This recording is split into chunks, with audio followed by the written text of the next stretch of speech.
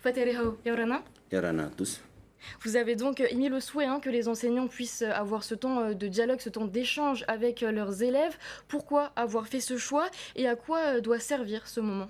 Je pense que c'est important de sensibiliser notamment nos élèves à la question de la sécurité, à la question de la compréhension de l'histoire et de la société, de pouvoir gérer leurs émotions, notamment dans ce cadre-là, quand il y a ce type d'événement, et aussi pour pouvoir promouvoir la tolérance, la paix, et aussi la prévention de la radicalisation, puisque c'est le cas, et évidemment encourager à la citoyenneté active. C'est important. Et le corps enseignant local était-il demandeur de cette journée, enfin de cette heure de discussion que vous avez organisée Écoutez, lundi? je pense qu'ils sont tous solidaires, puisque cet événement est très récent, donc on n'a pas eu le temps de les consulter, mais je pense qu'ils vont adhérer évidemment, bien évidemment. L'assassinat de l'enseignant est qualifié donc de terrorisme islamiste. Les élèves du premier degré sont très jeunes. Comment aborder de tels actes avec des enfants?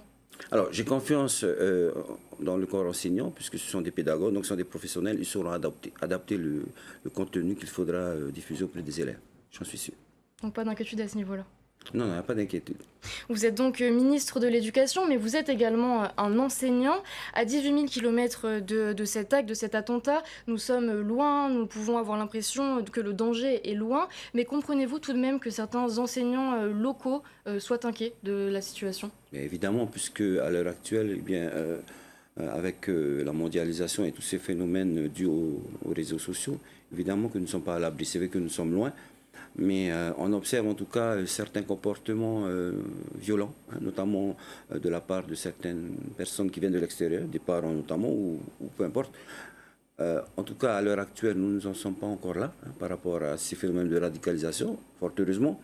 Mais en tout cas, la question, c'est se préserver de tout cet impact qui vient de l'extérieur, notamment en termes de violence. Et je pense que c'est une bonne chose qu'on puisse justement sauvegarder toutes nos valeurs de solidarité, de respect. C'est important et c'est essentiel. Et justement, au Fénois, même si elle n'a rien à voir avec les actes de violence qui a eu lieu dans l'Hexagone, la violence est tout de même présente dans les établissements scolaires. Pensez-vous que ces comportements sont liés quelque part par les différents contenus que les jeunes peuvent trouver sur les réseaux sociaux? Ça, c'est une évidence. Donc, puisque ce sont des jeunes, donc c'est vrai qu'ils sont fortement influencés par ce type de communication, de médias qui sont diffusés.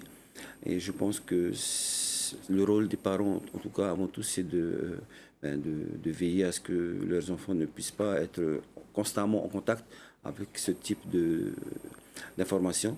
Donc c'est important de leur rappeler leur rôle. En tout cas, au niveau des établissements scolaires, nous sommes là pour les prévenir, notamment en termes de contenu et en termes de diffusion de l'image, de vidéos. Et en tout cas, tout est cadré pour faire en sorte de préserver, mais aussi d'informer et de sensibiliser les jeunes, c'est important, à tous ce type de questions, ce type de situations problématiques en tout cas.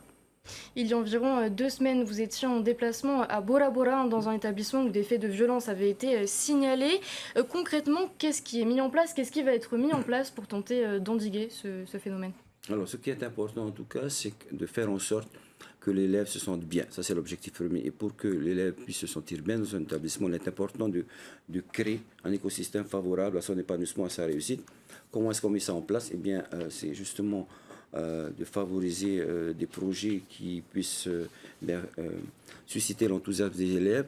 Mais pour que ça se passe bien, il faut que ce soit dans un contexte d'un climat serein.